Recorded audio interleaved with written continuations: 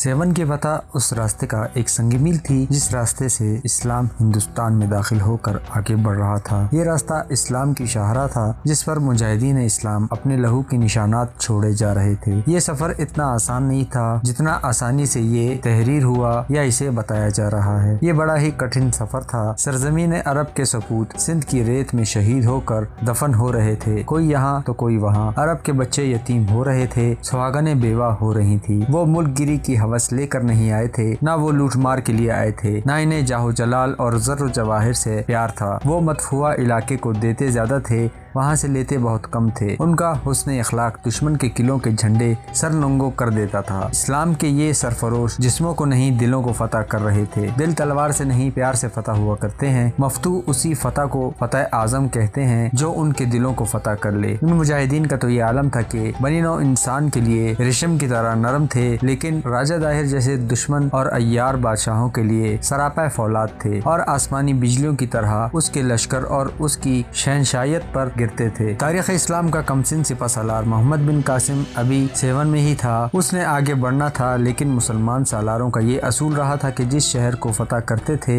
वहाँ के नज़्म ज़ब्त और इंतजामिया को मजबूत बुनियादों पर आरास्ता करके आगे बढ़ते थे। इनका असूल ये था कि इंतजामिया को ऐसे खतूत पर चलाया जाए कि हुकूमत को नुकसान न हो और मतफूहा शहर की आवाम पर भी माली बोझ ना पड़े और साथ ही साथ इन्हें अदल इंसाफ मिले। इनके इन्हीं असूलों ने इस्लाम को मकबूल आम मजहब बना दिया था।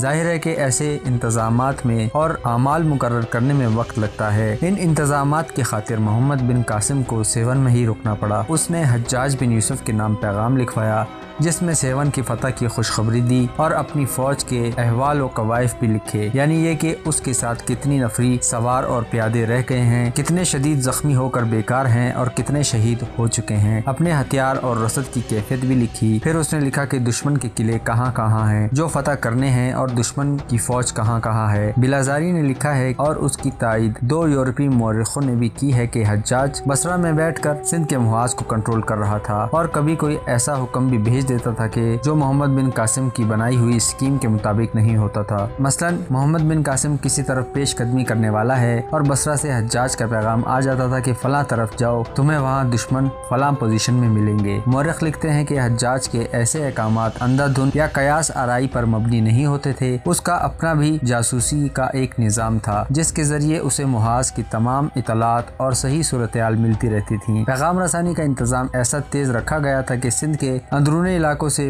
भेजा हुआ पैगाम सिर्फ एक हफ्ते में बसरा पहुंच जाया करता था और इसी रफ्तार से बसरा का पैगाम हर उस जगह पहुंच जाया करता था जहां उस वक्त मोहम्मद बिन कासिम होता था। इस तरह उसकी जंगी हिदायत बिल्कुल सही होती थी और बर वक्त पहुंचती थी। मोहम्मद बिन कासिम अभी सेवन में ही था। शहर के इंतजामात तकरीबन मुकम्मल हो चुके थे। पेशकदमी की तैयारियां थी। किले में उसकी फौज की गहमा गहमी थी। शहर की रौनकें फिर से जिंदा हो गई थी। घर घर में सुकून और इत्मीनान था। वो खौफ व हिरास जो मुसलमानों के किले में दाखिल होते ही लोगों पर तारी हो गया था वो ख़त्म हो चुका था। मुसलमान फौजों ने हुस्न सलूक से लोगों को ये तासुर दिया था कि वो मदफूहा ज़रूर हैं लेकिन गुलाम नहीं। सूरज लब बाम था। किले के दरवाजे बंद होने में थोड़ा सा ही वक्त बाकी रह गया था।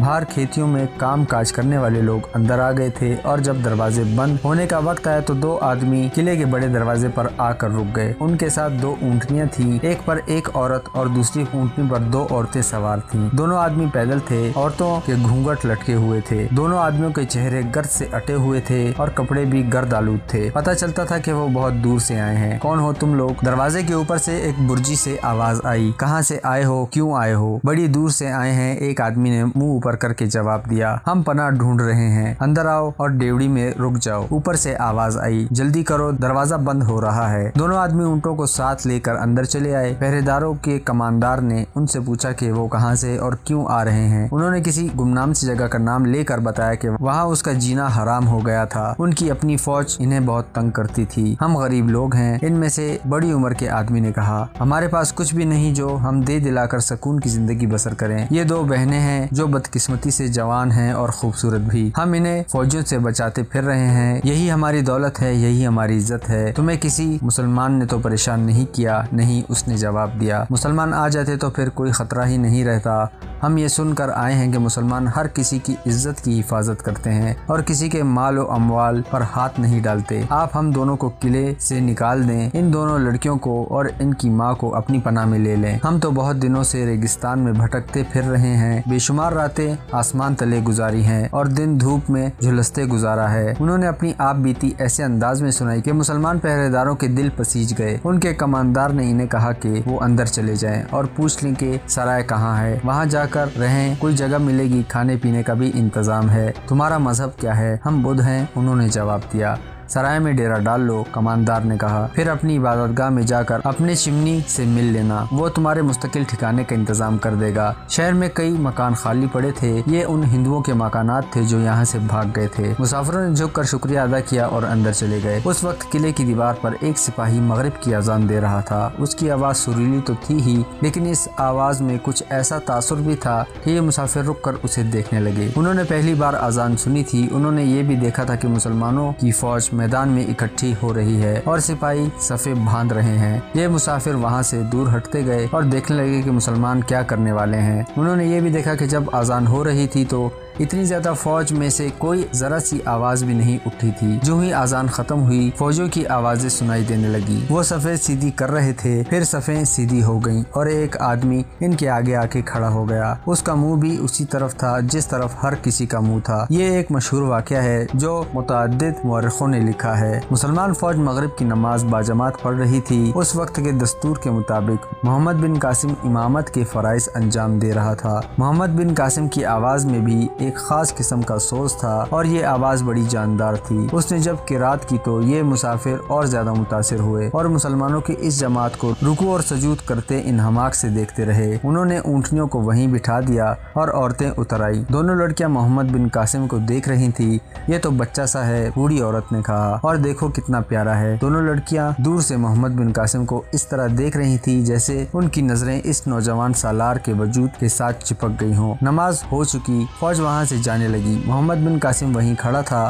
بعض سپاہی عقیدت مندی سے اس سے ہاتھ ملاتے اور وہاں سے ہٹتے چلے جاتے۔ اس طرح ہجوم کم ہوتے ہوتے اتنا سا رہ گیا کہ محمد بن قاسم تھا، 2-3 سپہ سالار تھے اور شعبان کے علاوہ 3-4 محافظ رہ گئے تھے۔ دونوں مسافر آگے بڑھے، آگے انہیں نیرون کا ایک نوعمر مسلم مل گیا جس سے انہوں نے پوچھا کہ مسلمانوں نے یہ کیا کیا ہے۔ انہیں بتایا گیا کہ انہوں نے عبادت کی ہے۔ اور یہ کون ہے جو سب سے آگے کھڑا تھا؟ یہ ہمارا سپہ سالار ہے، مسلمان نے جواب دیا۔ جس طرح تم اپنی فوج کے سالار کو فوج کا حاکم کہتے ہو، عبادت کے وقت یہ ہمارے امام ہوتے ہیں، کیا ہم اس سے مل سکتے ہیں؟ ایک مسافر نے پوچھا۔ ہم بڑی دور سے آپ کے سالار کی اور آپ سب کی تعریفیں سن کر آئے ہیں، آگے چلے جاؤ، مسلمان فوجی نے کہا، وہاں تمہیں پتہ چل جائے گا کہ ہمارے سالار سے مل سکو گے یا نہیں۔ وہ اس طرف چل پڑے جہاں محمد بن قاسم کھڑا تھا۔ دونوں لڑکیاں اور ان کی ماں بھی ان کے ساتھ ساتھ جا رہی تھی۔ محمد بن قاسم نے انہیں دیکھا تو آہستہ آہستہ ان کی طرف چل پڑا۔ دونوں مسافر اس تک پہنچے، گھٹنے زمین پر ٹیک کر انہوں نے ہاتھ جوڑے اور اتنا جھک گئے جیسے سجدے میں جا رہے ہو۔ دونوں لڑکیوں نے محمد بن قاسم کے قریب جا کر اور ان آدمیوں کی طرح دوزانوں ہو کر محمد بن قاسم کی قبا پکڑ لی اور اسے چوما۔ ان سے پوچھو یہ کیا چاہتے ہیں؟ محمد بن قاسم نے اپنے ترجمان سے کہا۔ ترجمان نے ان سے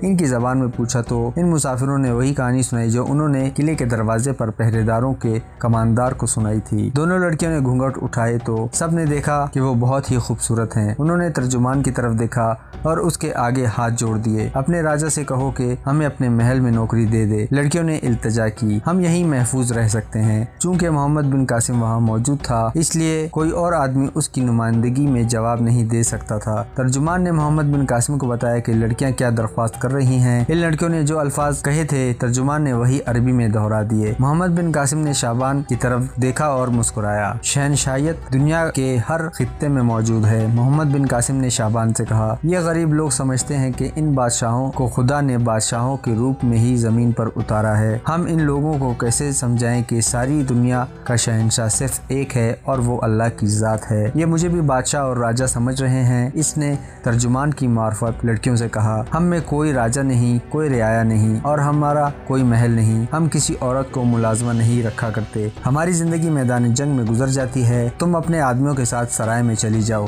یہاں تمہاری عزتیں محفوظ رہیں گی اور تمہاری ہر ضرورت پوری ہوگی۔ ہم آپ سے کچھ نہیں لیں گے۔ ایک لڑکی نے کہا، ہم آپ کی خدمت کے لیے یہاں لونڈیاں بن کر رہنا چاہتی ہیں۔ کیوں؟ محمد بن قاسم نے مسکراتے ہوئے پوچھا۔ میں تمہارا راجا یا دیوتا تو نہیں، آپ ہمارے دیوتا سے زیادہ اونچے اور اعلیٰ ہیں۔ لڑکی نے کہا، ہمارے اپنے مذہب کے لوگوں کی نیت ہم پر خراب رہتی ہے، ہمارے پنڈت جو دیوتاؤں کے ایلچی بنے ہوئے ہیں ہماری عزتوں کے ساتھ کھیلنے سے باز نہیں آتے۔ آپ دیکھ رہے ہیں کہ ہم اپنی عزت بچانے کی خاطر آپ کے پاس آ گئی ہیں۔ ہمیں بتایا گیا تھا کہ مسلمانوں کے سائے میں عورت کی عزت اور آبرو محفوظ رہتی ہے۔ محمد بن قاسم انہیں سمجھانے کی کوشش کر رہا تھا کہ وہ کسی عورت کو یا کم از کم ان جیسی خوبصورت لڑکیوں کو اپنے ہاں ملازم نہیں رکھے گا، لیکن دونوں لڑکیاں ضد کر رہی تھی کہ محمد بن قاسم کے ساتھ رہنا چاہتی ہیں۔ وہ کہتی تھی کہ محمد بن قاسم دیوتا ہے اور وہ اس کی پوجا کرنا چاہتی ہیں۔ لڑکیاں بار بار محمد بن قاسم کا ہاتھ پکڑ لیتی اور اسے چومتی اور کبھی کوبا پکڑ کر اسے اپنی آنکھوں سے لگاتی۔ ان کے ساتھ جو آدمی تھے وہ بھی ان کے ساتھ شامل ہو گئے اور کہنے لگے کہ محمد بن قاسم ان لڑکیوں کو اپنے پاس رکھ لے۔ شعبہ جاسوسی کا سربراہ شعبان الگ کھڑا بڑے غور سے ان لڑکیوں کو اور ان کے ساتھ کے آدمیوں کو اور بوڑھی عورت کو دیکھ رہا تھا۔ ان سب کے لباس اس علاقے کے غریب کسانوں جیسے تھے۔ محمد بن قاسم نے شعبان کی طرف دیکھا۔ شعبان آگے بڑھا، میرے ساتھ آؤ۔ اس نے دونوں لڑکیوں کے کندھوں پر اپنے ہاتھ رکھ کر کہا، میں تمہیں ملازم رکھوں گا۔ لڑکیوں نے محمد بن قاسم کی طرف دیکھا تو اس نے مسکرا کر سر سے اشارہ کیا کہ جس کا مطلب یہ تھا کہ وہ اس کے ساتھ چلی جائیں۔ شعبان نے بوڑھی عورت اور دونوں آدمیوں سے کہا کہ وہ بھی اس کے ساتھ چلیں۔ اس طرح وہ ان سب کو اپنے ساتھ لے گیا۔ گہری شام ہو چکی تھی، جگہ جگہ مشالیں جل اٹھی تھی۔ شعبان انہیں ایک کمرے میں لے گیا، لڑکیوں کو اپنے ساتھ رکھا اور باقی جو ان کے ساتھ تھے انہیں باہر بٹھا دیا اور دروازہ بند کر لیا۔ کمرے میں 2-3 دیے جل رہے تھے۔ اس نے دونوں لڑکیوں کی اوڑھنیاں اتاری اور ان کے بالوں کو بڑی غور سے دیکھا، پھر دونوں کے ہاتھ اپنے ہاتھوں میں لے کر ان کی انگلیاں دیکھی، بازو ننگے کر کے دیکھے، پھر ان کے جوتے اتروائے اور پاؤں دیکھے۔ تم نے ٹھیک سنا ہے کہ مسلمان عورتوں کی عزت کا خیال رکھتے ہیں۔ شعبان نے انہیں کہا، یہاں تمہاری عزتیں محفوظ رہیں گی۔ ہم تم جیسی عورتوں کو صرف قتل کیا کرتے ہیں، لیکن جس طریقے سے ہم قتل کرتے ہیں وہ بڑا ہی بھیانک ہے۔ اگر تم سچ بولو گی تو ایسی اذیتناک موت سے بچ جاؤ گی اور ہو سکتا ہے کہ جس طرح تم آئی ہو اسی طرح ہم تمہیں عزت سے رخصت کر دیں۔ دونوں لڑکیوں نے تڑپ تڑپ کر پوچھنا شروع کر دیا کہ انہیں کس گناہ میں قتل کیا جائے گا۔ ان کا احتجاج کا طریقہ کچھ ایسا تھا کہ وہ شعبان کے ساتھ لپٹ ٹپٹ جاتی تھی۔ ان کا یہ انداز خاصا اشتعال انگیز تھا۔ شعبان جیسا سراغ رسا آدمی ہی سمجھ سکتا تھا کہ اس انداز میں مظلومیت اور بے گناہی نہ ہونے کے برابر تھی۔ اس نے ان کے بال، ہاتھ، پاؤں اور بازو ننگے کر کے دیکھے تھے۔ وہ ہاتھ اور پاؤں اور بال کسان عورتوں کے نہیں تھے، اور جس بے تکلفی سے ان لڑکیوں نے محمد بن قاسم کے ساتھ باتیں کی تھی وہ بھی پسماندہ اور جاہل کسانوں کی بیٹیوں والا نہیں تھا۔ وہ لوگ احمق ہیں جنہوں نے تمہیں یہاں بھیجا ہے، شعبان نے ہنستے ہوئے کہا۔ انہوں نے یہ نہیں دیکھا کہ تم کسی غریب اور محنت و مشقت کرنے والے کسان کی بیٹیاں لگتی ہی نہیں۔ خود ہی بتاؤ کہ تمہارا یہاں آنے کا مقصد کیا ہے؟ کیا ہمارے سالار کو زہر دینا ہے یا صرف جاسوسی کرنی ہے؟ بیشتر اس کے کہ دونوں لڑکیاں اپنے رد عمل کا اظہار کرتی۔ شعبان نے ان دونوں میں سے ایک کو بازو سے پکڑ کر اپنے قریب کر لیا اور پھر اپنا بازو اس کی پیٹھ کے پیچھے کر کے اسے اپنے ساتھ یوں لگا لیا جیسے وہ اس لڑکی کے حسن اور اتنے دلکش جسم کا گرویدہ ہو گیا ہو۔ اس نے لڑکی کے گال پر آہستہ سے تھپکی دی اور اسے اپنے بازو میں بھینچ لیا۔ بولو، اس نے بڑے پیار سے لڑکی سے کہا، میں چاہوں تو تمہیں اور تمہاری ساتھ کی لڑکی کو بھی شہزادی بنا کر یہاں رکھ سکتا ہوں، اور یہ بھی میرے ہاتھ میں ہے کہ تم دونوں کے ہاتھ باندھ کر گھوڑوں کے پیچھے باندھ دوں اور گھوڑے سرپٹ دوڑا دوں۔ آپ کون ہیں؟ لڑکی نے اس سے پوچھا۔ کیا آپ بھی سالار ہیں؟ یہاں سب کچھ میں ہوں، شعبان نے جواب دیا۔ میں جو پوچھ رہا ہوں تم اس کا جواب دو۔ لڑکی نے شعبان کے بازو سے آزاد ہونے کی کوشش نہ کی، بلکہ اپنا ایک بازو اس کی کمر کے گرد ڈال دیا اور ایسا انداز اختیار کر لیا جیسے لڑکی نے اپنے آپ کو اس کے سپرد کر دیا ہو۔ دوسری لڑکی کے ہونٹوں پر تبسم سا آ گیا۔ اچانک شعبان نے اس لڑکی کو جھٹک کر پرے ہٹا دیا اور دروازہ کھول کر دونوں آدمیوں کو اندر بلا لیا۔ وہ سمجھ گیا تھا کہ یہ لڑکیاں تربیت یافتہ بے حیا ہیں اور یہ یقیناً جاسوس ہیں۔ کیا تم لوگوں میں عقل کی اتنی کمی ہے؟ شعبان نے ان سے پوچھا۔ یا تم عرب کے لوگوں کو کم عقل سمجھتے ہو، یا تم اس خوش فہمی میں مبتلا ہو کہ ہم یہاں کے لوگوں کے طور طریقے، رہن سہن وغیرہ کو نہیں سمجھتے؟ میں ہاتھ اور پاؤں دیکھ کر بتا سکتا ہوں کہ اس آدمی کا پیشہ کیا ہے۔ اتنا کہہ کر اس نے جھپٹا مار کر ایک آدمی کا ہاتھ پکڑ لیا اور اس ہاتھ کو الٹا سیدھا کر کے دیکھا۔ تمہارے پورے خاندان خاندان میں کسی نے کبھی کھیتی باڑی نہیں کی۔ شعبان نے کہا اب اتنا بتا دو کہ فوج میں تمہارا عہدہ کیا ہے؟ اگر آپ ہمیں خود اندر نہ بلاتے تو ہم خود ہی اندر آنے والے تھے۔ دوسرے آدمی نے کہا اب اگر ہم بات کریں گے تو آپ کہیں گے کہ ہم سزا سے بچنے کے لیے اعتراف کر رہے ہیں۔ ہم دونوں نے باہر فیصلہ کر لیا تھا کہ اندر آ کر آپ کو صاف بتا دیں گے کہ ہم راجہ کاکا کے بھیجے ہوئے جاسوس ہیں۔ ہمیں اس قلعے سے بھاگے ہوئے وجے رائے نے تیار کیا تھا۔ دوسرے آدمی نے کہا یہ دونوں لڑکیاں وجے رائے کے اپنے خاندان کی ہیں، کیا وجے رائے یہاں سے بھاگ کر سیسم پہنچ گیا ہے؟ شعبان نے پوچھا۔ ہاں، اس آدمی نے جواب دیا، اسے راجہ کاکا نے پناہ دی ہے اور وہ دونوں آپ کے خلاف جنگی تیاری کر رہے ہیں۔ جب محمد بن قاسم کی فوج سیون کے قلعے میں سرنگ لگا کر داخل ہوئی تھی تو راجہ داہر کا بھتیجا وجے رائے جو یہاں کی فوج کا حاکم تھا اپنے خاندان کو ساتھ لے کر نکل بھاگا تھا۔ محمد بن قاسم کا ارادہ یہ تھا کہ اس کا تعاقب کیا جائے۔ ابھی اپنے جاسوس یہ نہیں بتا سکے تھے کہ وجے رائے کس طرف نکل گیا ہے۔ محمد بن قاسم کو اس علاقے اور راجہ داہر کی فوج کے متعلق جو اہم معلومات ملی تھیں ان میں ایک یہ بھی تھی کہ داہر کی فوج کی زیادہ تر کمان اس کے اپنے بیٹوں اور بھتیجوں کے ہاتھ میں ہے۔ ان میں سے ایک جے سینا تھا جو اس کا اپنا بیٹا تھا اور دوسرا وجے رائے تھا جو سیون سے بھاگ گیا تھا۔ محمد بن قاسم کی یہ کوشش تھی کہ ان دونوں کو گرفتار یا ہلاک کر دیا جائے تو راجہ داہر کی فوج کافی کم ہو سکتی ہے، اس لیے وہ وجے رائے کے تعاقب کا سوچ رہا تھا۔ سیون سے آگے محمد بن قاسم کا ٹارگیٹ سیسم کا قلعہ تھا جو ریاست کا پایا تخت تھا۔ وہاں کا راجہ کاکا تھا جو بدھ مت کا پیروکار تھا۔ یہ ریاست کہنے کو تو آزاد تھی لیکن راجہ داہر نے اسے اپنے پاؤں کے نیچے رکھا ہوا تھا اور کاکا کو یہ لالچ دے رکھا تھا کہ اس پر کوئی دشمن حملہ کرے گا تو اسے فوجی مدد مل جائے گی۔ یہ ایک بڑی قیمتی اطلاع تھی جو ان جاسوسوں نے شعبان کو دی تھی۔ قیمتی اس لیے کہ محمد بن قاسم کو اطلاع مل گئی تھی کہ سیسم کوئی اتنا مضبوط قلعہ نہیں، اس کے علاوہ وہاں راجہ بدھ ہے۔ چونکہ بدھ خونریزی کو گناہ سمجھتے ہیں اس لیے محمد بن قاسم کو توقع تھی کہ جس طرح پہلے بدھ حاکم اس کی اطاعت قبول کر چکے ہیں اسی طرح کاکا بھی اس کا استقبال دوستوں کی طرح کرے گا۔ لیکن جاسوسوں کے کہنے کے مطابق وہاں صورتحال بالکل مختلف تھی۔ سوچنے والی بات یہ تھی کہ یہ جاسوس کس حد تک سچ بول رہے تھے۔ یہ دھوکہ بھی ہو سکتا تھا اور یہ بھی ہو سکتا تھا کہ انہیں کسی اور مقصد کے لیے بھیجا گیا ہو کہ سیون جا کر ایسی اداکاری کرو کہ تم پر جاسوسی کا شک کیا جائے اور تم تسلیم کر لو کہ تم جاسوس ہو اور اپنی جانیں بچانے کے لیے یہ خبر دے دو کہ وجے رائے سیسم میں پناہ لیے ہوئے ہے اور راجہ کاکے کے ساتھ مل کر جوابی حملے کی تیاری کر رہا ہے۔ ہم جانتے ہیں کہ آپ ہمیں چھوڑیں گے نہیں۔ ان دونوں آدمیوں میں سے ایک نے کہا ہمارا جرم ہی کچھ ایسا ہے جس کا اعتراف کر کے ہم نے اپنی گردنیں آپ کی تلوار کے نیچے رکھ دی ہیں۔ ہم آپ کو یقین دلا سکتے ہیں کہ ہمارے اعتراف کا جو بھی باعث بنا ہے وہ کسی حد تک سچ ہے۔ تم دونوں عقل مند آدمی معلوم ہوتے ہو، شعبان نے کہا، اور میں تمہیں یہ بھی بتانا ضروری سمجھتا ہوں کہ میں ان آدمیوں میں سے ہوں جو تم جیسے جاسوسوں کو تیار کیا کرتا ہے۔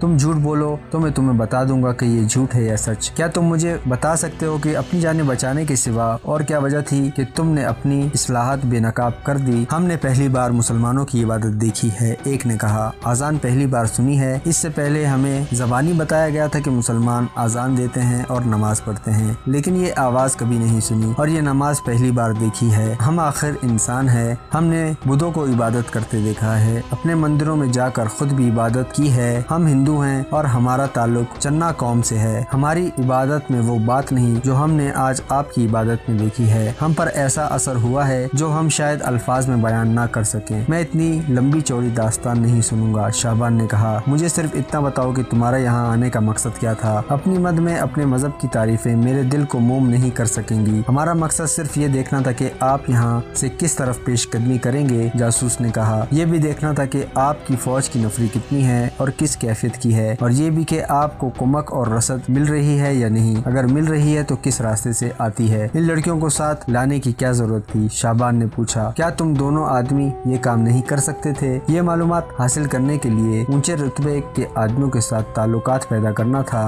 اس نے جواب دیا، اور یہ بھی بتایا تھا کہ مسلمانوں کا سالار جوان آدمی ہے اور وہ لڑکیوں کے جال میں آ جائے گا، لیکن لڑکیوں کے جال میں آنے والے سوچا نہیں کرتے، دیر نہیں کیا کرتے۔ ہم نے وہیں باہر دیکھ لیا تھا کہ آپ کے سالار کو ان لڑکیوں کے ساتھ ذرا سی بھی دلچسپی نہیں، اسے لڑکیوں کے ساتھ دلچسپی ہو ہی نہیں سکتی، شعبان نے کہا۔ کیا تم نے دیکھا نہیں کہ وہ ہمارا سالار ہی نہیں ہمارا امام بھی ہے؟ اگر سالار بدکار ہو تو فوج پر کچھ اثر نہیں ہوتا، لیکن امام گناہگار ہو تو اس کے پیچھے نماز پڑھنے والوں کی نماز قبول نہیں ہوتی، اور اللہ کے حضور امام جواب دہ ہوگا۔ لیکن تم نہیں سمجھ سکو گے کہ میں کیا کہہ رہا ہوں، تم اپنی بات کرو۔ ہم پہلے بھی تمہارے راجہ داہر کو اس کی بھیجی ہوئی انہی جیسی لڑکیوں کو اس کے پاس اس پیغام کے ساتھ واپس بھیج چکے ہیں کہ وہ ہم سے اپنے آپ کو، اپنے ملک کو اور باطن عقیدے کو حسین اور آبرو باختر لڑکیوں کے ذریعے نہیں بچا سکے گا۔ اب اس کے بھتیجے نے اپنے خاندان کی 2 لڑکیوں کو ڈھال بنا لیا ہے۔ ہم آپ سے رحم کی التجا نہیں کریں گے، ایک جاسوس نے کہا، لیکن ہم چاہتے ہیں کہ آپ ہماری طرف سے ایک پیغام راجہ کاکا اور وجے رائے کو پہنچایا جائے۔ ہم اسے یہ کہنا چاہتے ہیں کہ تم اس قوم کے مقابلے میں نہیں جم سکو گے جس کی عبادت اتحاد اور صف بندی کا سبق دیتی ہو اور جو ایک امام کی پیروی میں جھکتی، سجدہ کرتی اور اٹھتی ہے۔ مورخوں نے لکھا ہے کہ ہندوستان کے یہ جاسوس مسلمان فوج کی باجماعت نماز سے اتنے متاثر ہوئے تھے کہ